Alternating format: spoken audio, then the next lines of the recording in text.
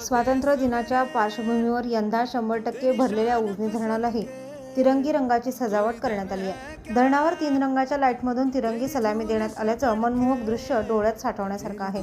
धरणातून सुटणाऱ्या पाण्यावर भगवा, पांढरा आणि हिरव्या रंगाची लाइटिंग रात्रीच्या काळोख्यात स्वातंत्र्य दिनाची पहाट उजाडावी अशीच मनमोहक दिसून येते। भारताचा 78वा स्वातंत्र्य दिन अवघ्या काही तासांवर येऊन पोहोचला असून यंदा गुरुवारी 15 ऑगस्ट 2024 रोजी देशभरात तिरंगा फडकला जाणार आहे। स्वातंत्र्य दिनाची सर्वत्र तयारी सुरू असून गल्लीपासून दिल्लीपर्यंत सर्वत्र देशभक्तीचा माहोल आहे। तिरंग्यामध्ये कार्यालयाची सजावट करून तिरंगा झेंडा लावून आस्थापना सजवल्या जात आहेत। यंदा पाऊस का झाल्याने राज्यातील बहुतांश धरणांच्या पाणीसाठ्यात वाढ झाली आहे। त्यातच काही धरणातून विसर्गही सुरू झालाय। धरणं भरल्यानं नागरिकांनाही आनंद झालाय। आता या धरणावर तिरंगा दिसून येतोय।